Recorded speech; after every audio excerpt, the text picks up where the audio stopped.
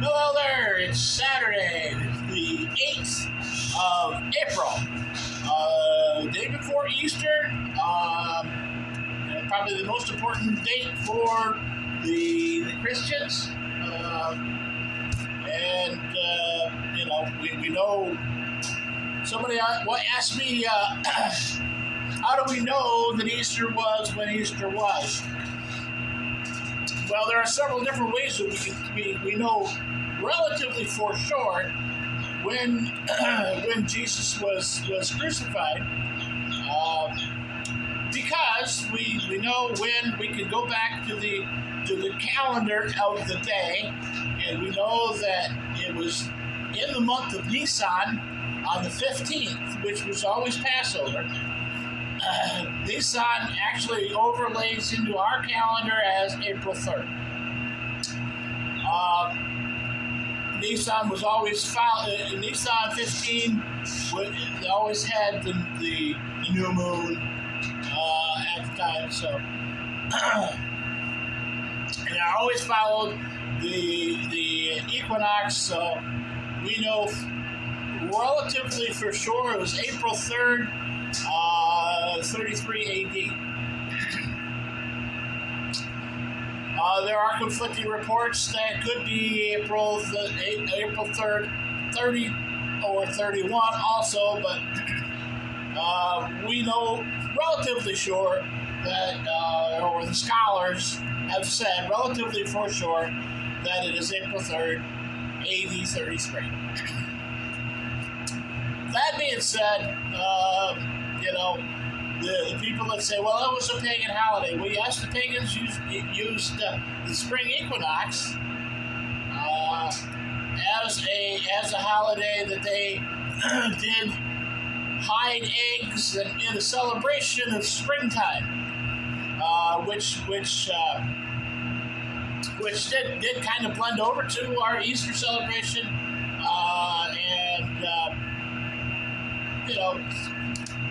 they intertwined. I guess the real importance here is that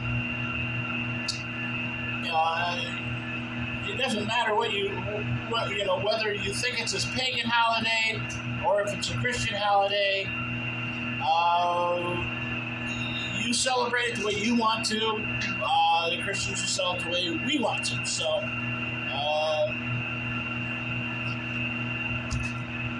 You could say, well, it's a pagan holiday. Well, no, it's not. It may be a pagan holiday for you.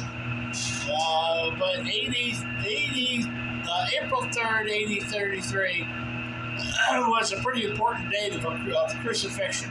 So the resurrection happened on April 6th, 33.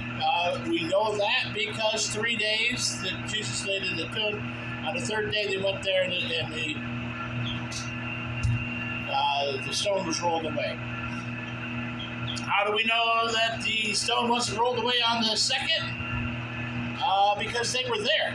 They went to the tomb every day. It was a customary mourning, and they watched the tomb. They really believed that the Romans were going to steal Jesus' body, and so they were keeping an eye on making sure that they didn't steal the body. But they went there early in the morning after the third day of the crucifixion, and Jesus had arisen.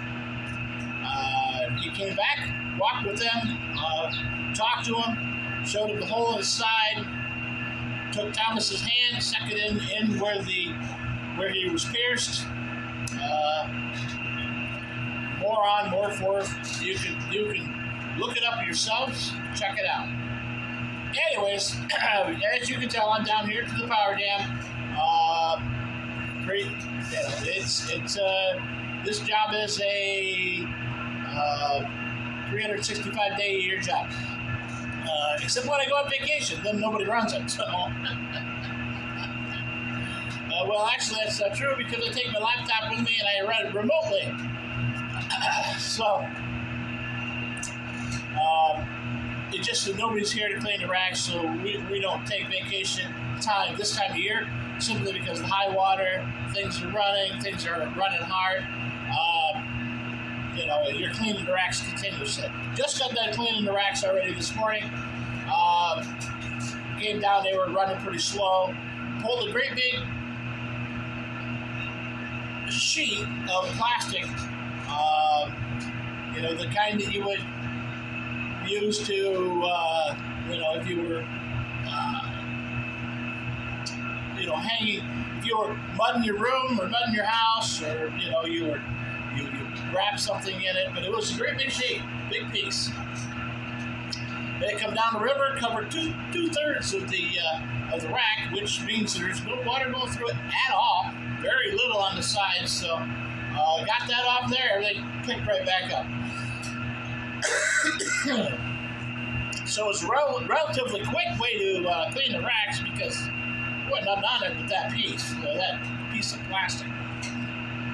It was just like a 6 mil piece of plastic. Very strange. So anyways, we're running fairly well. We're still running about 745 kilowatts right now. We're running at our maximum capacity with the way the program is set up. Water level is still high. Water level is almost a foot higher than normal. So we're running at 1,750. That's 12 inches is a lot of water going over the top. We've got a tree that's over the it's a dead tree, but it's a stick, probably 20 foot long, went over the top of the flashboards. Is stuck down to the bottom of the dam and up on top of the flashboards. I'm gonna guess it to be 18, 20 foot long. It's probably 6-8 inch lit tree. So that's gone. There's some more brush. Pulled a lot of miscellaneous twigs and stuff. A lot of them are coming from the beaver dam upstream. It is falling apart, and just because of the water flow. Generally, when the water's running slower, things are a little more easy. The beavers will take care of it. They will repair that, and it'll be back to where it's supposed to be. They're probably working on it even as we speak. Was down fed the chickens. Haven't lost any more chickens, although I have lost 2 chicks now out of this batch. You come in and you just find one lethargic, so you separate it, and then usually, a couple hours later it passes. So, not that untypical. I mean, that's 10% loss, which statistically means is big, but it is. There are chickens. And, we're raising them up. They're doing good now. I'll take you over there and show you.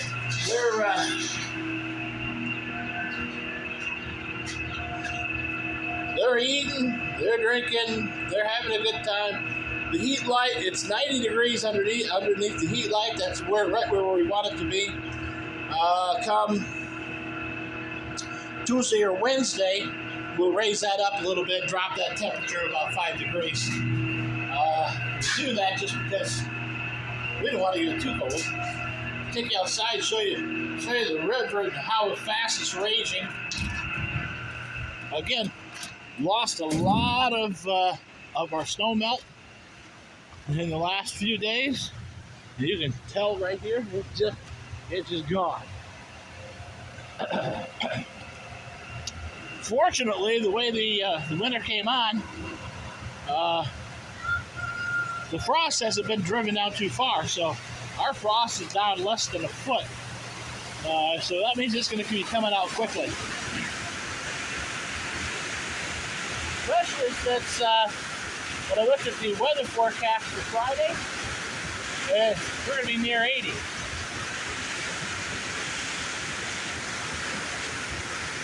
can see, we've got a lot of water coming down. We're running right near our capacity through the plant at 240 cubic feet a second. I know the people. The people in Pioneer are very excited about a fish farm coming in there, and they're going to take 5 million gallons of water. Well, let me tell you, people, 5 million gallons of water wouldn't run my power plant for a day. So it is not a lot of water. I mean, yes, 5 million gallons sounds like a lot, but your water tower is that. And so, they're not going to use 5 million gallons a day. If you ever had fish and cleaned an aquarium, you know that when you exchange the water in that aquarium or you clean your tank, you don't dump all the water. You dump half of the water because you don't want your fish to get shocked and die off. So, that being said, the total, from what I've read about the plant and what I know about water, because that's kind of what I do. The plant itself will have multiple pools, about the size of Olympic swimming pools. So they're sizable. In those pools, that's where the salmon will be hatched, but they will be in different stages throughout the plant. Once the overall total accumulation of the water will be 5 million gallons. So, if you release, let's say you have, I don't know what the tank sizes are going to be, other than they said the size of an Olympic swimming pool. I haven't looked that volume up, but let's say each one of those is 1 million gallons. Just for easy math, and that's not going to be that big. It's going to be half of that probably. Let's do half. Let's 500,000 gallons of water in each tank. Typical swimming pool holds about 3,000 gallons, so that would be pretty close to what, maybe Olympic size. So, anyways, we're saying 500,000 gallons of water. You're going to dump half of that once a week. maybe once a week, maybe every 2 weeks. I don't know what they're. But anyways, half of that is only 250,000 gallons of water. So that means they're going to bring in 250,000 gallons of water, which means, that's not a lot. Yes, I know it sounds like a big number. Yes, you are concerned that it's going to take all the water out of the aquifer, but it's not. They could actually pull the water out of the river and run it through their purification plant, which they have to build. Just like you have a filter system for your aquarium, they will have to have a filter system that will filter the water, make it pure again, and clean it. It's kind of strange, but I'm running about 5 million gallons a day through my plant, and I can tell you, it makes absolutely no effect on the water going downstream. It's going to be the same as, you're not really using it. You're recycling it. Because it doesn't go away. That water gets rejuvenated. I mean, they could actually, build a retention pond. Although I think, I don't know what the acreage is per for that much. But if they built a retention pond, even a million-gallon water storage tank, ran it through their plant, put it up in the water tank, bubbled it, put oxygen in it, check the purifications of it, added to, take from, you wouldn't even notice. So anyways, that's my 2 cents worth on that, because it's, I don't understand people. I would welcome them to come here and build their fish farm here. Take it right out of the river, run it through the plant. That way, dump it right back into the river, because it's what's coming out of that plant will be wonderful for your plants and your plants and your animals, and it'll benefit you too. So, anyways, we're gonna get off that subject. Got an interesting text. I get texts that give us the warnings that are being issued for our area, the weather warnings and whatnot. The other day, I got a winter weather advisory for a chance of blowing snow, snow squall coming through, lake effect, blah, blah, blah. 10 minutes later, I got a fire warning from the state for fire hazards. You got to remember, we live in a forest, so the state is very, very on top of things. I thought it was kind of hilarious, but it does make sense if you think about it. Our humidity level this week is going to be less than 25%, which is very dry. Yes, we still have snow in spots on the ground, and there's water laying on the ground, but everything above that level is dry and is tender. So the spark takes the thing out. A couple years ago, we actually fought a forest fire in a 5-acre swamp. Now, you want to talk about difficult to do. You can't you're dragging hose or backpacks through the water to get to the fire. The trees in the swamp are burning. The problem with that is the trees in the swamp were also the wind was blowing.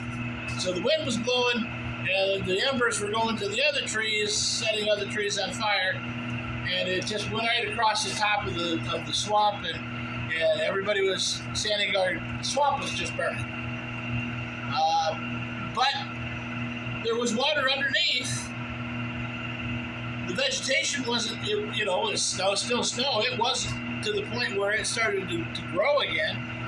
Everything on top of it was still dried out from the winter, and it just took off. It just boom, and it was gone.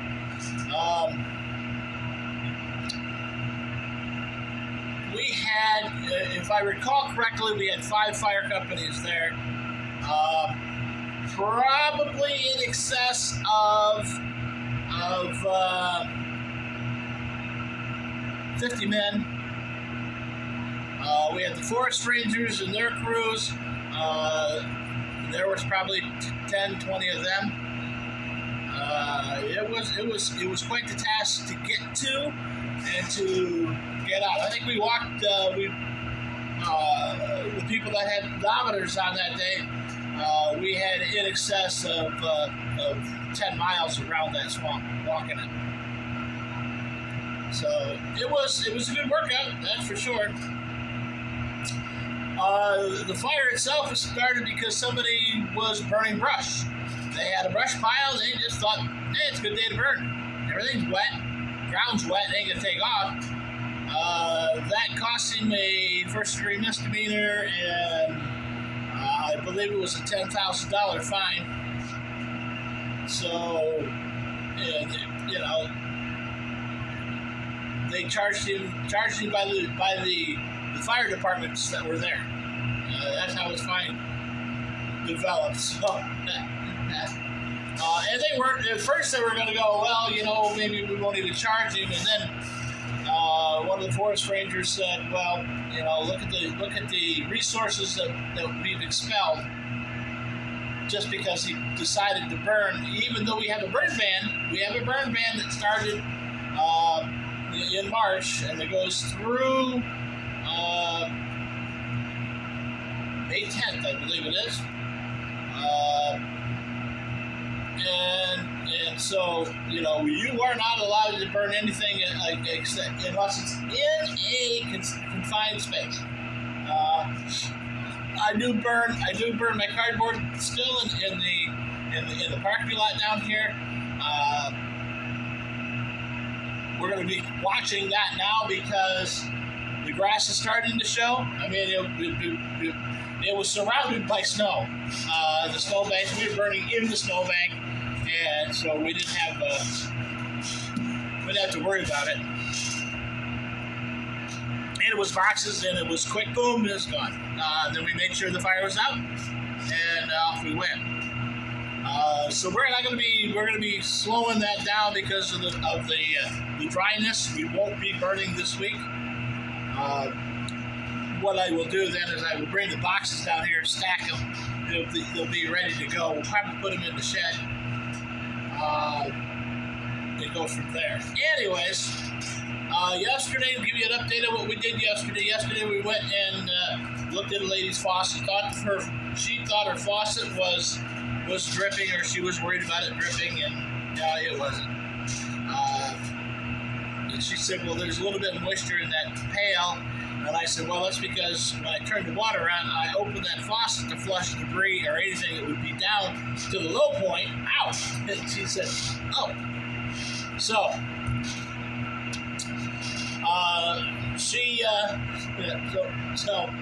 nice lady.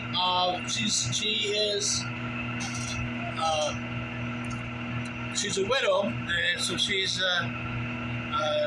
working where she's trying to get things situated and what she can and cannot do, and she doesn't know a whole lot about what's going on.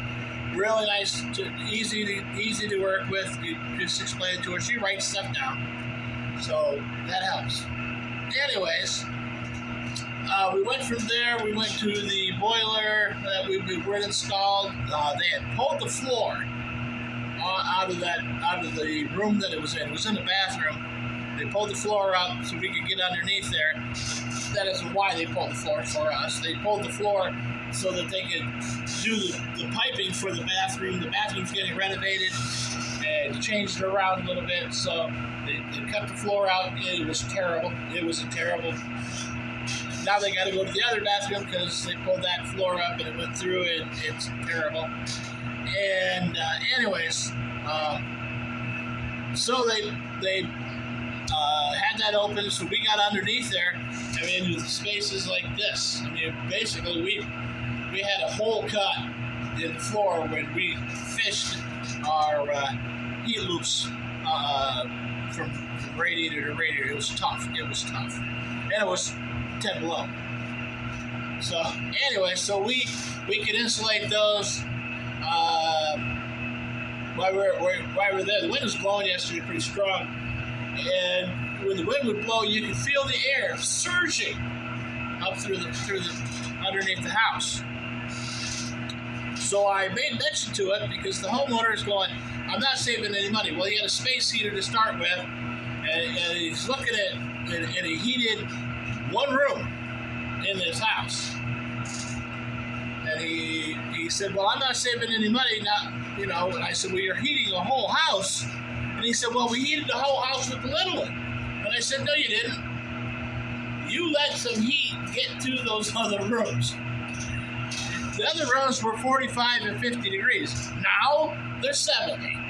And the house is maintained at 70 degrees. And he said, yeah, but I'm not saving any money on fuel. But you won't.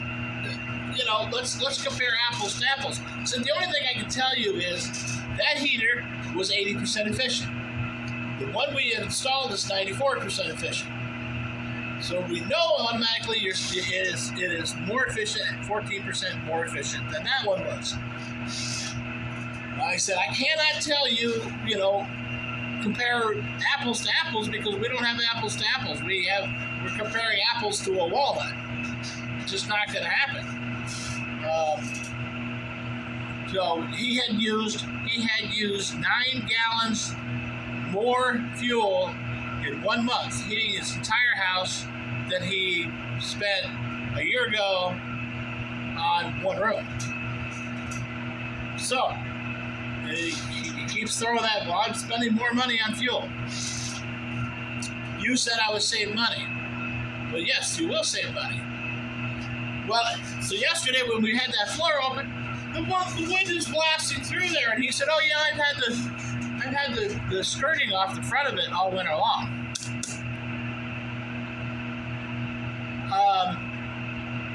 We have pipes that run through here with heat in them. You're cooling down that. They're having to run longer, run harder, to maintain temperature because you are blasting cold air. Close the skirting up, put some insulation on it, and make a huge difference in that bill. But anyway, so we insulated where we could insulate. We're going to go back this week, do a little bit more insulation. Yesterday, late afternoon, about 4 o'clock, we got the parts finally for the Sebile job. It's just a check valve. We were waiting for it. So we'll go back up there on Monday and do a little bit of work there. Check on things, see how things are going up there, get that tended to. Also, I've got a heater, a boiler. The guy that was supposed to send us the information last week texted me this week and said, "Oh, I'm going to be up." So we'll go do a boiler service and then and check that out. Make sure that everything's going is what we want there, and then we'll run up to Sebile, put that check valve on the pump. Check valve, it's a gravity system. Gravity pushes up with the building pressure. We don't have a check valve, so when we build the pressure, it also sends the pressure back up because there's no foot valve on the line going up. I didn't think of that. That's one of the things we should have thought about, but I didn't. So we got to do that, and we got to hook up the water to the instantaneous water heater. We might even drill the hole, put that out, get the vent out, and wrap that up. So anyhow, I will get a video out to you tomorrow morning. So while you're at your leisure on Easter, you can watch my smiling face and go, "Boy, am I glad I'm not him." Anyways, you guys have a blessed Easter. Remember, take care of yourselves, take care of those around you, and I will talk to you later. Yep, bye.